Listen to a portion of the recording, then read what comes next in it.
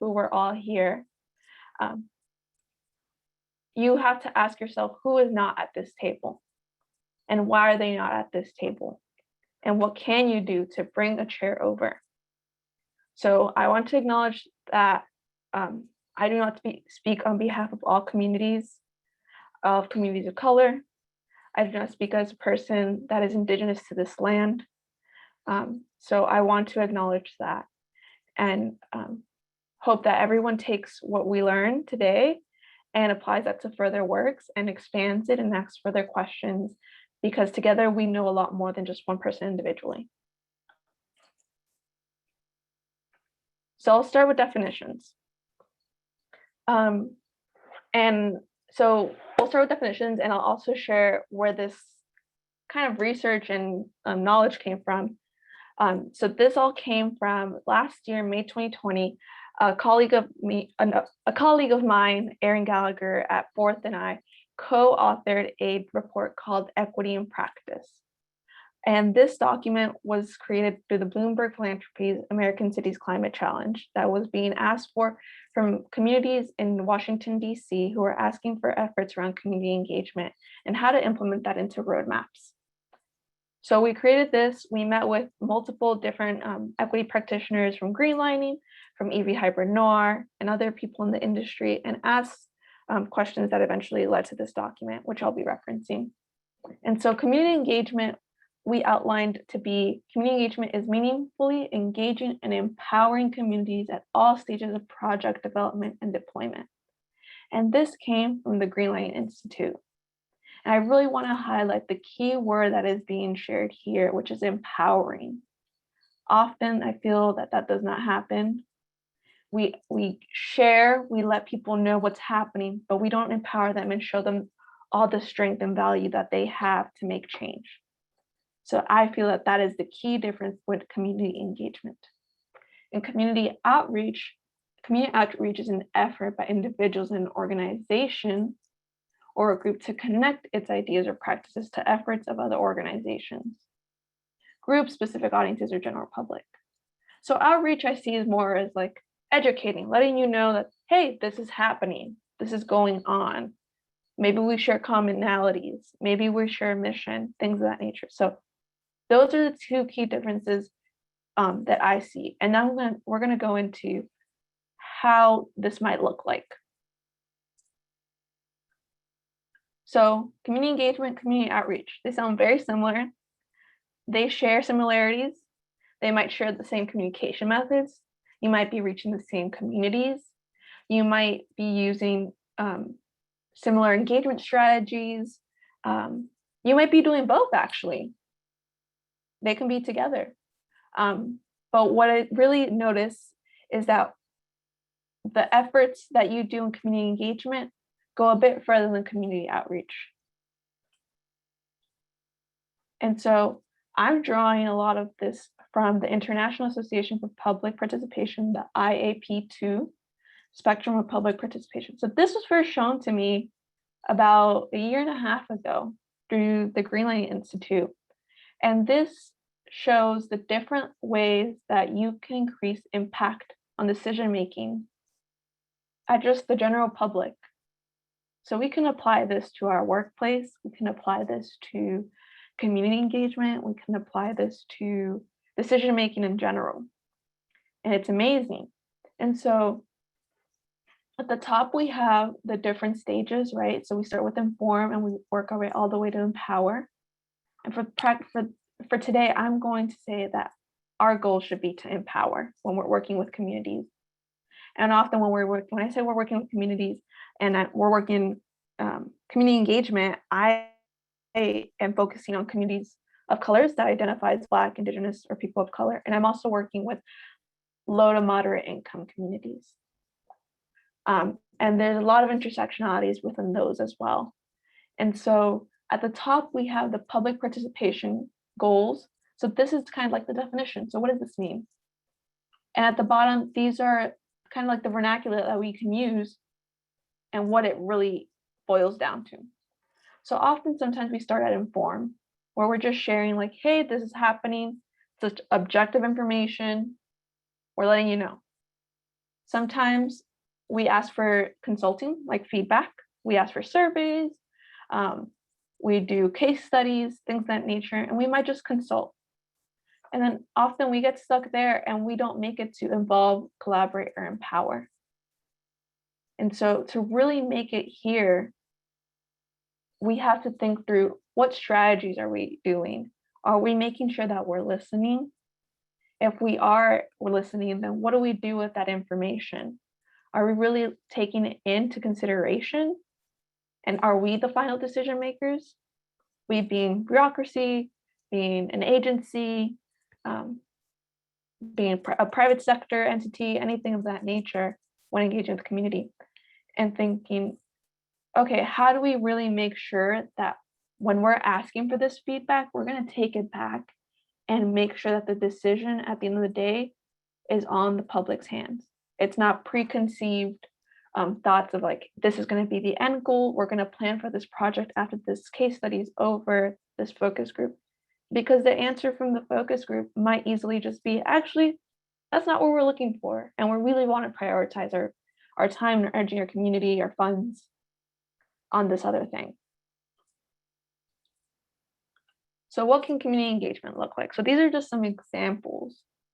And these examples should also be sensitive to cultural consideration that allows for things to be more equitable, broader, you get a bigger audience, you have a more informed participant. So we'll start with activities just to inform. So going back to our previous moment, we're just letting people know, hey, this is happening. And there's various ways that you could do that. You could do a workshop, you could do a meeting, you could establish a website. I feel like that's become more common practice, or establish a page on your website, outreach materials, printed flyers, things of that nature, partnering up with community groups that are already doing this work or already have a reach with the community you're trying to get to, and organizations and frontline communities. One thing that was really new to me is thinking about local health departments and the community-based reach that they have. And so maybe that's sharing and passing down a flyer that has an impact on, the environmental health causes of emissions or things of that nature, right? And so that's one that was new to me that I hadn't thought about. The next one is activities to engage community stakeholders of development of the proposal. So this is really when you're trying to get people, this is very time consuming, to be quite frank. This is when you want to ask people to sit at the table with you and to listen. So this can be designing a planning session and making sure you account for the different types of people that are there and who will be impacted by these projects. Participatory research, an advisory body, a decision-making body. You could still do a website, community benefit agreements. And you'll notice that a lot of these dip into each other. So you could do them alongside each other, and they are of value and they will continue to be. And then the last one I look at is activities to ensure community engagement during implementation of the proposal. So you let people know what's going on. You engage with them about, hey, this might happen. And now you're about to implement a proposal. So what's about to happen. So it's getting closer to the final decision of whether this thing is going to happen or not. And so you want to do surveys, you want to do door-to-door canvassing. You could have done that at the beginning, right, at the informed stage, but maybe now it's even more important for you to do it now. So you might want to subcontract with community-based organizations that are already doing this type of work, that can organize this type of work, frontline communities, an advisory board, which we mentioned before. And one thing I really want to highlight here is allocate staff positions focused on community engagement. What this means to me, and the way I've seen it and the way I roll it out, is making sure that we are building capacity if an organization is interested within themselves. So not coming to them and saying, hey, we have this project, it's going to happen in April. That community organization probably didn't account for that. They might not have the funds to do that. That might stretch them thin. They might be depending on a volunteer-based staff or anything of that nature, right? So when you allocate staff positions that are focused, and that can create a pipeline of new opportunities. You can hire an intern, a fellow. That might be someone's first opportunity to do this type of work, because I know that was mine. That was the first way I ever got involved in community engagement. Or it could also allow for people that are currently working in an organization to further their skill set, or to make sure that they can keep that person on staff for XYZ more months. So capacity building is important.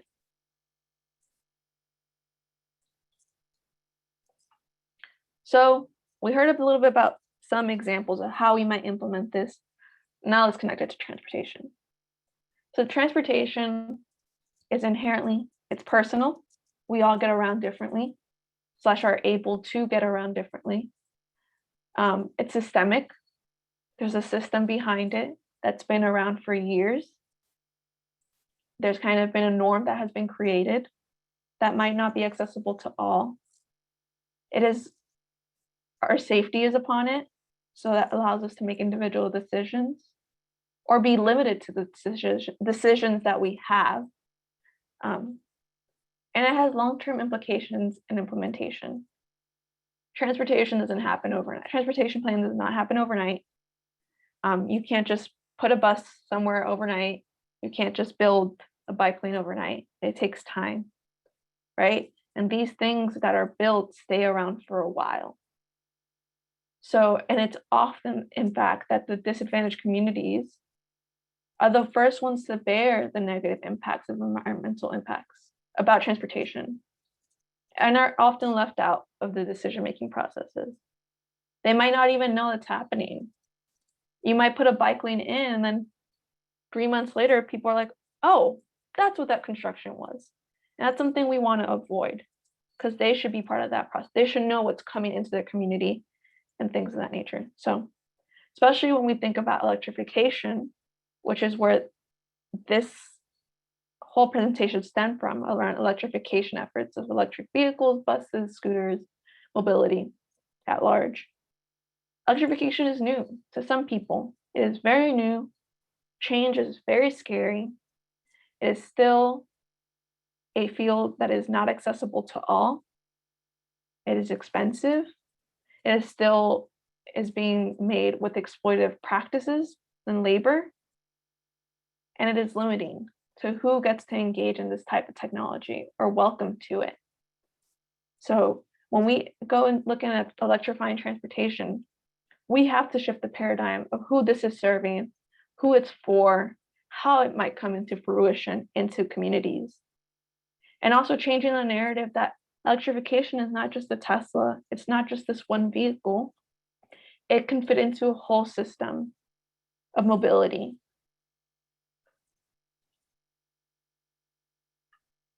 So for the sake of this, I defined roadmap through the California Air Resources Board as identifying strategy. A roadmap is something that identifies strategies to coordinate clean transportation outreach, improve community engagement, and increase residents' access to awareness to clean mobility options and incentives. Roadmaps can also serve as strategic plans to outline goals and methods. And often we see that roadmaps are like 10 years in advance. You know, you plan your roadmap way ahead of time. And often I think it's not said, your roadmap is serving the next generation. So it's serving a lot more people than just the people that are currently there and the people that are currently engaging in it. It serves those people's children, it serves the next generation, it serves different modes that might evolve. So roadmaps have a lot of power to change the paradigm. And I feel like I haven't explicitly said this, but it should be said, is that when creating roadmaps, you have to incorporate equity from the forefront. It's not a standalone section. It's not something you pin at the end. It's not elements of equity through it. It has to be integral to the whole composition of the roadmap, from start to finish, from who you engage to who's using it, to making sure you're taking everything into account.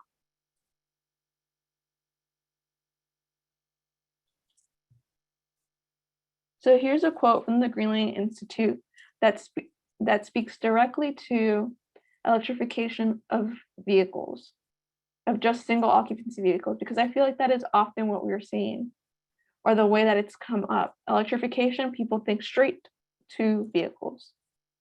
So given that electric vehicles still contribute to congestion, car dependency, and are still relatively expensive models for low-income people, the first step should ensure that electric vehicles are actually the correct mode to meet communities' mobility needs, as opposed to the other, more sustainable modes such as walking, biking, micromobility, and public transit. And I feel like that extends to all different things, right? So we want to make sure that if we're going into a community and asking them, hey, are you interested in electric scooters? We don't already have the notion that that's going to be the end goal. We're going to put electric scooters by April. Because if they say no, then you have to, and you're empowering your community as a decision maker, then the end result will be a no. So let's say we're developing a roadmap, and there's many elements to it that go into technical aspects, budgeting aspects, city, everything. But I really want to focus on this, tying it back into the stakeholder engagement, right? And maybe you're trying to implement a program or a project, and maybe you're doing a huge roadmap at large. And what a roadmap really needs to do, or any program that you're trying to launch out, it needs to start with a needs assessment. And it needs to start with a needs assessment, because that is when you start to listen to the community and hear what their needs are and what their needs are not, and how you plug into that. So needs assessment might assess, hey, we're really looking for this, or we have a concern around our emissions, but we're not interested in vehicles because we don't have licenses and we don't drive. We don't have the ability to drive, but we're totally open to some type of bike that is accessible to us. So it has to have a needs assessment. And also, you should create a stakeholder engagement plan. And so bringing back, who are you bringing into the table and how are you engaging with them? And I think as we start to think about roadmaps and electrification, and there's a lot of research coming out on the ties between electrification and displacement and gentrification that can happen. So Evie Noir, who's based out in Atlanta, shared this, and it was key issues to consider in transportation equity and the impacts it can have on displacement and gentrification to low income and minority communities. You want to make sure that when you are thinking about electrification and engaging with such communities, you're ensuring that the transit rider is being heard. You have to remember that there's a lot of individuals that are still unbanked and will continue to be unbanked because there's a lot of trauma and untrust with that system. Educate and train and fund transit riders. Attract and keep transit's rider of choice. So we are letting people have the autonomy to pick what works for them. And deal with the displacement issue head on. Noticing when it's happening, not 5 years later when we notice, oh, that big development that happened. Wow, we have to issue it right now and notice the impacts of the type of things that electrification can bring. So going back to the needs assessment. The goals of a needs assessment is to identify the gaps. And then the sake of transportation, it's the mobility gaps, the service gaps. And this information that comes in can be both qualitative and quantitative. Qualitative, it could look like you're gathering impressions and stories and listening to community members. And quantitative, it can look like we reach this many people of these various demographics, or these many people that ride the bus. And so that is super important. And I think a big part of it, obviously, I think, as I have given examples, this was created pre-pandemic. So a lot of my examples are in-person examples, right? And so we could talk a bit in the discussion about, I'm happy to share ways that I have engaged with communities virtually, and have kind of amended for that. So, and the barriers of digital engagement and non-digital engagement, because those are still very, very prevalent. You'll find often that digital engagement, such as web traffic and email, you got a different base of people than you do with non-digital engagement, because underserved communities are far less likely to respond to digital engagement. And while digital surveys might be fast and convenient and you might reach, a lot more people, you're losing a lot of input from those who you really need to get from, or those who are not online, or who might not be more as receptive.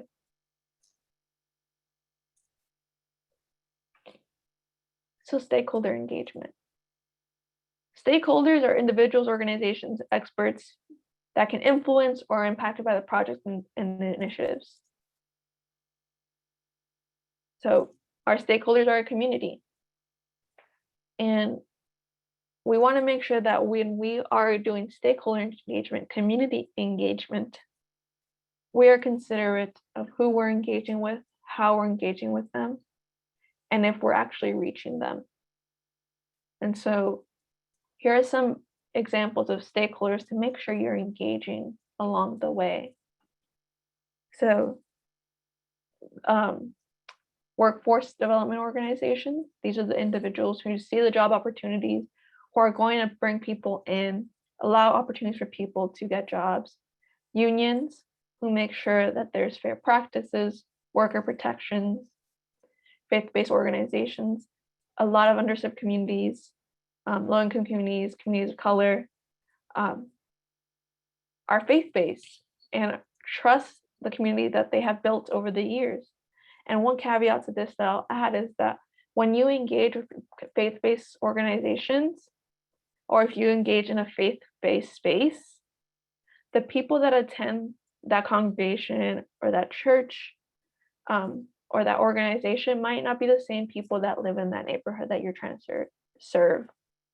Because what we have found is that often that people create community, right? And it takes time and trust around faith. And they might have been displaced and live somewhere else, but they will continue to come to that space because that's where it started for them. So just something to consider if you're trying to meet a certain amount of people in a certain location, and making sure that they're representative of the people who actually live in that neighborhood. Engage in the disability community, whether that's physical, mental, cognitive, anything of that nature, making sure that those people have a seat at the table, that they have a seat at the table, and their needs are also being met and listened to. Affordable housing developers and managers, often when we're talking about electrification, there's charging involved. There is a shift in lifestyle that might happen because of charging, because of the way you get around, what you might use to get around. You might need to charge at home. You might not have access to charging at home. So that is important. And then various staff in city and state, often the funders, they often from the start need to know about what's going on, because they'll often be the ones executing it. So expanding a little bit on hosting sites, and I have like 3 slides on physical hosting sites because I think it's so important, and in my experience has made a world of a difference on the way I show up in a space when I'm asked to come into community and engage with city or private entities about my experience. So if you're hosting a physical space, you need to start addressing barriers and conflicts that might come up from the start. So these are just 4 key questions that I always ask. How accessible is this location to the community individuals I'm trying to engage with? Are you meeting downtown when most of the people you're trying to meet with are in North Portland? Are you trying to engage with Southeast, but you're asking them to meet you downtown? That might not work best out. And that's going to impact a lot of different things. Is the location ADA accessible? Do people have to request and bring this forth, or is it accessible, easy, or do they have to jump through hoops to make sure that this is something that's comforting to them, that they can actually physically be at the location? Is the location of the host site accessible by transit? Is there free parking available? Are you offering free transit? I remember one time I did a community engagement around water quality, and the location was not accessible to me. And so I emailed the person and I was like, hey, are you offering rides or some type of transit to get there? And they actually hadn't thought about that, but they worked on the spot and said, okay, well, we're gonna have someone pick you up if you're comfortable with that and drop you off. So that's important. Maybe you'll offer, in the past, in the work that I've done, we've offered Lyft and Uber credits if people are comfortable with that. So that is an option. It's possible to do. And will the individuals be comfortable in this space regardless of their race, age, and gender identity? Thinking through, are the people that we're bringing to this space going to feel comfortable in this space? Is this space welcoming to them? Are we going to gather a lot of people that might be just so appalled that they're in this space and not feel safe, that they can't fully be themselves or share in this space? So an example is, are you going to engage a certain community in a faith-based space that might not be applicable to them or that they might have trauma around? So honoring and respecting that and thinking that. And also goes the same for if you are meeting with people at a certain time, taking into account, hey, I'm meeting with people during Ramadan, so maybe I need to be considerate about that because that's going to impact a lot of things. So the best that you can when you're hosting a site, making sure that that site is neutral, that's comfortable, that's somewhere people are familiar, not that they're going to have to go up the third floor, make a right, or they're in a skyscraper building downtown that they have never been in, don't feel comfortable, might feel like they might be racially profiled as soon as they walk into the building. Things of that nature are things to consider. And historical context is so important. So make sure you do your research beforehand on the site that you're having that meeting at. Because people might have a different familiarity with that site.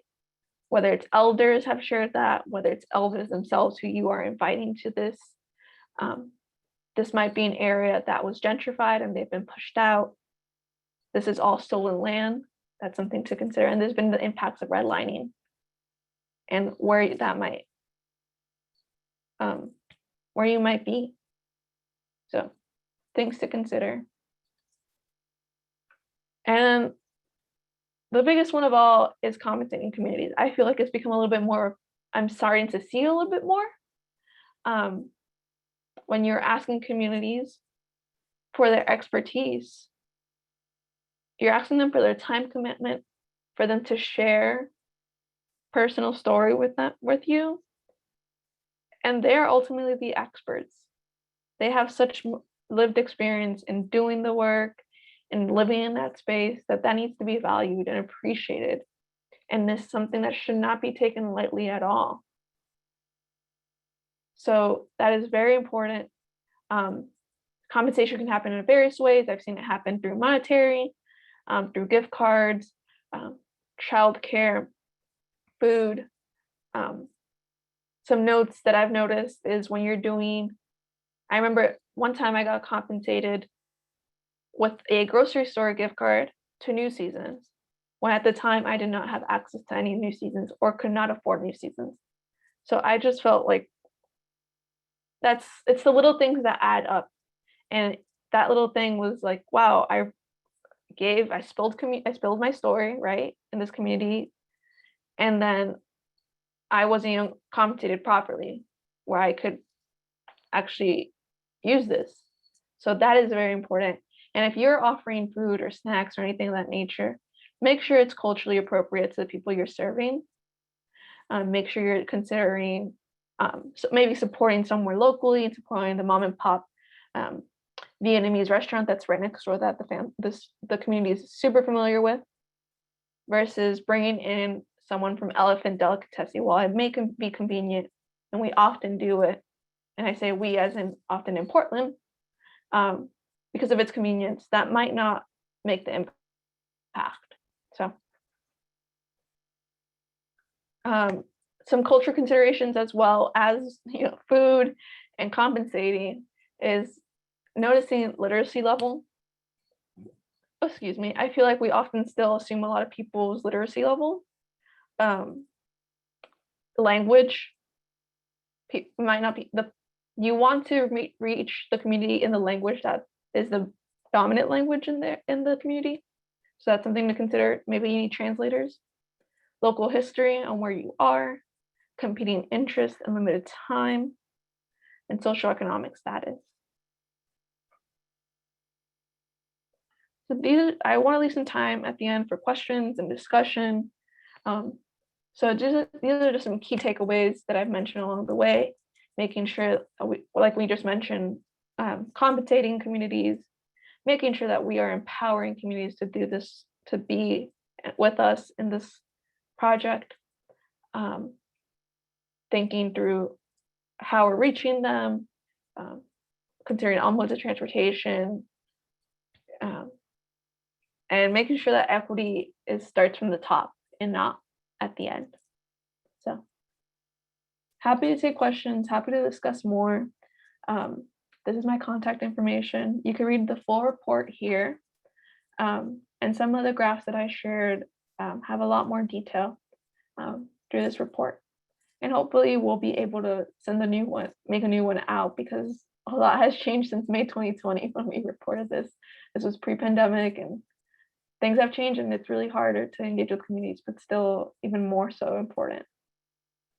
Okay, thank you.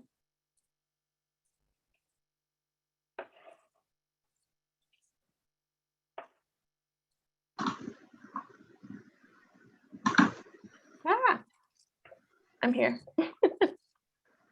Thank you very much, Sabrina. We'll give everyone a moment here to collect their thoughts and get some questions in here. And thank you again. And I'm going to just drop the link here. Yeah. And maybe you don't have a question, and that's okay. We're happy to just discuss further on something, because that's still a value.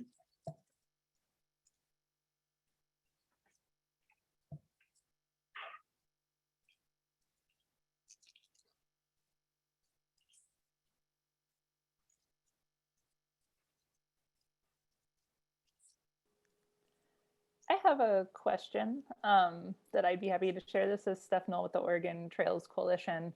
And one concern I have in terms of good community engagement and starting kind of at that needs assessment level, if I know kind of what we're going to be able to provide in a public project is going to be relatively limited, kind of what's the kind of initial concern of oh, I don't want folks to have to, I guess, labor through sharing their needs kind of with me if I'm not going to be able to potentially deliver on what kind of arrives as the core need after all. So I'm just curious what your thoughts are in terms of navigating, inviting folks in at a very initial level, and maybe how to accurately, as part of an invitation, kind of share what may or may not be possible, so that folks can decide if that's a place where they want to invest their time at the outset.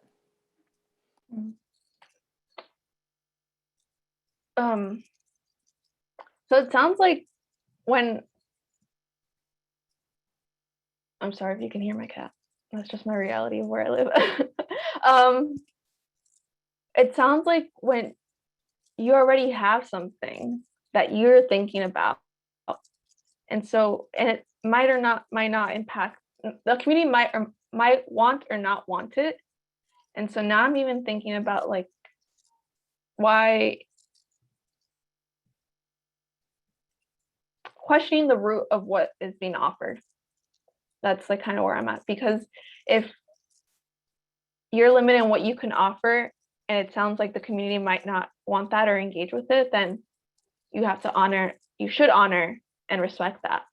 And maybe, yeah, it's, I that's can kind give of also like a more specific example. Like I might be in a spot where I am, like our coalition is helping with stakeholder engagement with a federal partner, and kind of the color of federal funding they have might only be able to fund kind of specific kinds of capital projects, as opposed to having the flexibility to fund what might be most of interest to the community. So kind of in that kind of context where, oh, you know, like you want to do good community engagement, but you're working with some limits from above on how funding can be spent. Yeah, then I guess at that point you have to I feel like that's a hard place to be, but it's often the place that a lot of us are in. And I think at that point you have to consider how harmful it could be if you move forward with this project because of the capital investment or anything like that. And it goes down to the various other things that we talked about. So gentrification, displacement, that all that stuff continues to happen, because at the end of the day, if that's not what the community wants, then that's kind of where I wish I had a more solid answer for you, but like, yes, it is very complex. And yeah. No, thank you for your response and the presentation. A lot of good food for thought. Appreciate it. Okay.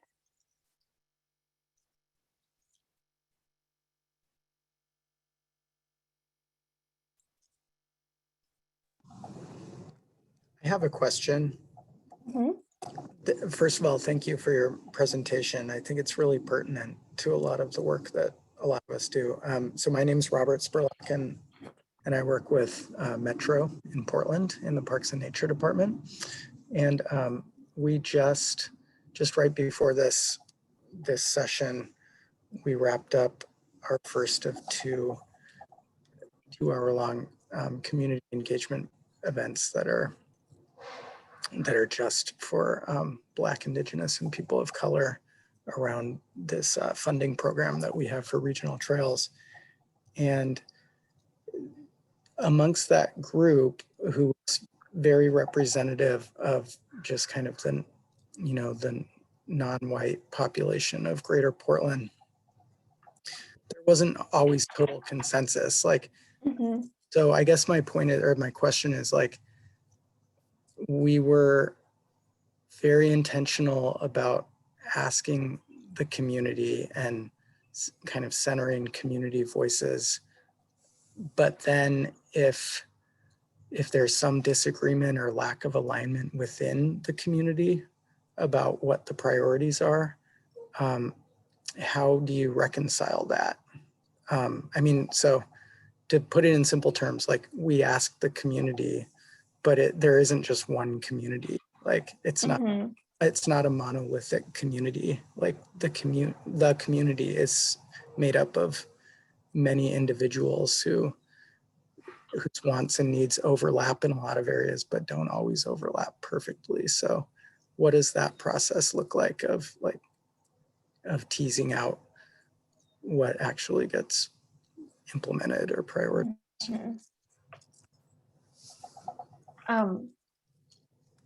You're 100% right. Not a monolith. We're all humans and people, and we might not agree on certain things. And community members might not agree on certain things.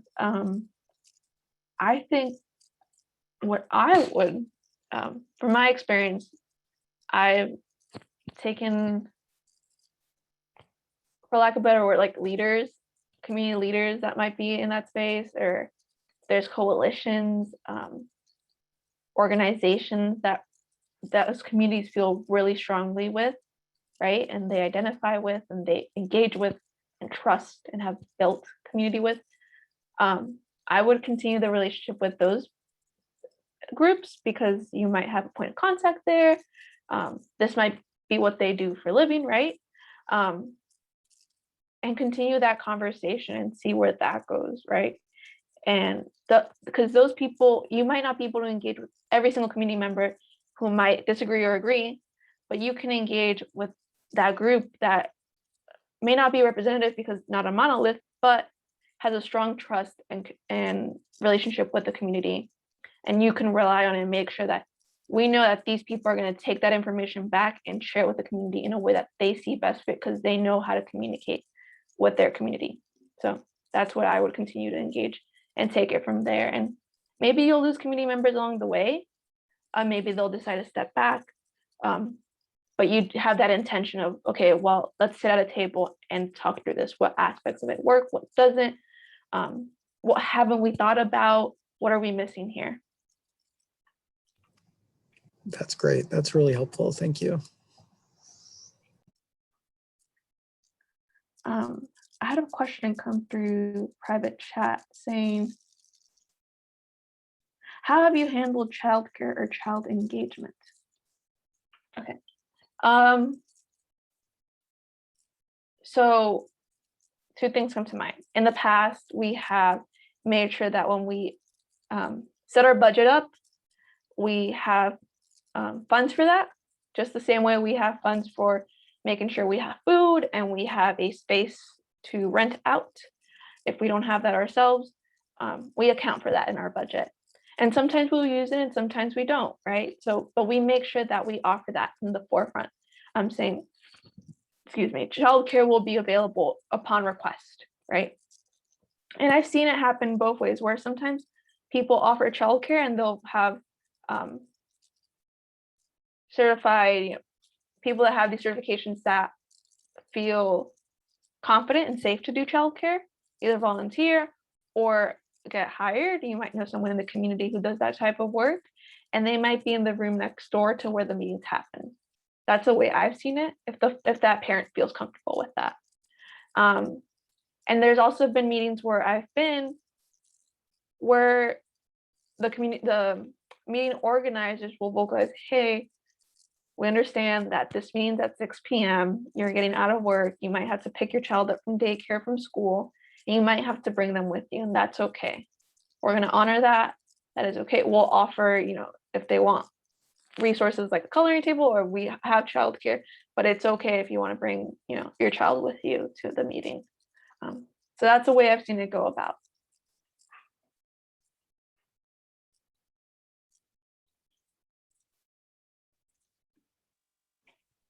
Hi, Sabrina. I'd like to ask a question.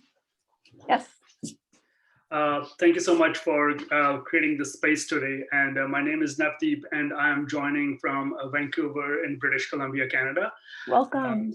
Thank you. The traditional lands of the Musqueam, Squamish, and Tsleil-Waututh people. The question I want to ask is, I work for a cycling advocacy group, and as it is very much evident that there is still, most of the advocacy work is done by white people, predominantly white people. Even though they are dedicated, very strong allies, and they want to create infrastructure for people of all ages and abilities and all backgrounds, but still there is not much participation at the table from racialized, marginalized communities. Most of the time because they don't have the luxury of volunteering time. How do we balance out giving all the decision-making power to volunteers who don't have the lived experience of racialized and often marginalized communities? How do we balance these advocates that really want to promote this and the community members who might not be able to engage in it because time constraints, life, things of that nature? Yeah. So, the cycling community, it's a community I'm just getting into right now. So I'm like, I know what you're talking about. Welcome. And my first thoughts are there any groups, cycling groups, right? Are there cycling groups that people might meet around their identity, or they might be like dads who cycle or women who cycle or BIPOC folks who cycle, things of that nature. And I would try to reach them in that way. I feel like that might be a bit obvious. Or if you know, I'm going to be careful with this one because I don't want tokenizing to happen. But if you know one person that cycles, likely is that they know many others and they could spread that word and you could build that table along the way. So I'm hoping that go ahead, you feel free to clarify. I completely agree with that, but the challenge often is that it's still a very small minority in the decision-making process. And when you have only few people joining a big group of people they don't relate with, they don't often share their ideas, they don't often speak openly, and quite often they'll try to fit in. And you lose that lived experience because that is not a comfortable space for them to join.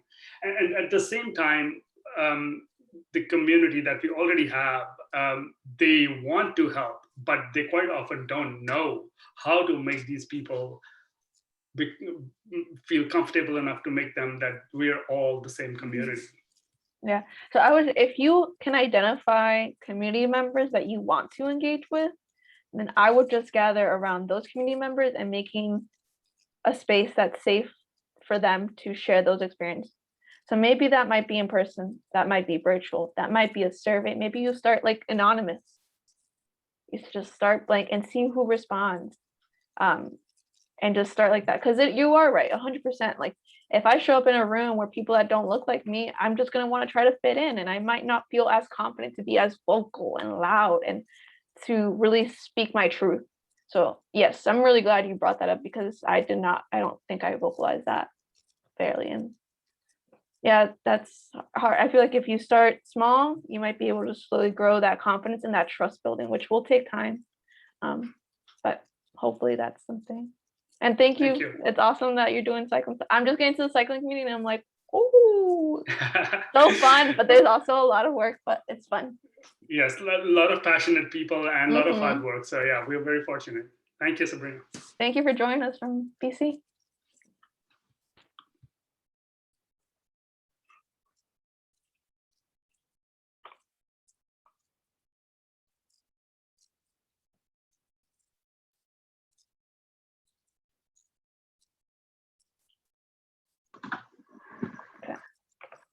How about we take one more question and we can move on from there.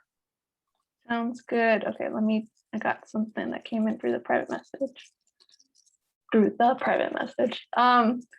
Okay, so I got the question, how do we balance and advocate for the need to create equitable stakeholder groups while recognizing the power dynamics that more conventional stakeholders may have in the existing system?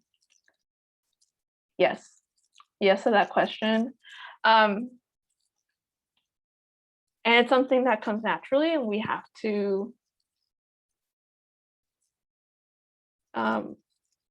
think through. I think I'm trying to learn a lot more in this department. Because there are cities that have really not such a good relationship with community due to past experiences, things that have happened. So I think one way that I've seen this happen is that if there is kind of like community champions that can lead this meeting, and so that those power dynamics aren't as prevalent. So maybe you don't need to lead this meeting. Maybe you are going to fund this meeting for a group with a facilitator to go and engage in this topic, and you'll have this information and obviously be transparent that, hey, this is happening with a partnership of XYZ, and have that set up, and that naturally will flow where people feel more confident together.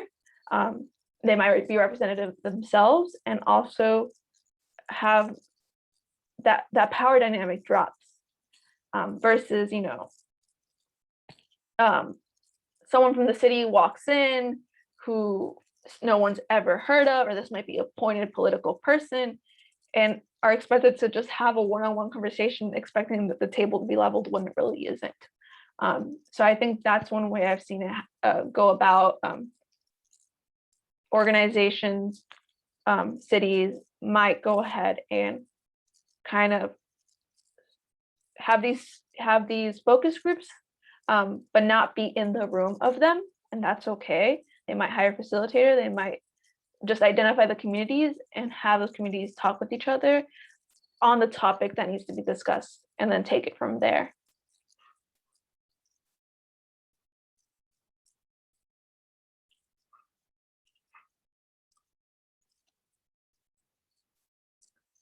Okay. Thank you, Sabrina. Any final thoughts before we conclude this session? Final thoughts. Wow. I really cannot emphasize enough. Equity has to be considered from the start. It's not something you get to tag on at the end.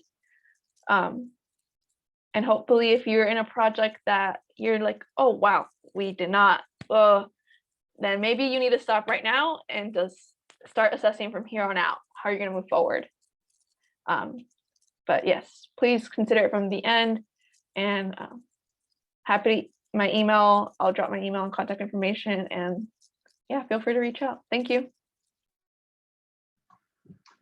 Thank you, Sabrina, and thanks to all of you who participated in this session.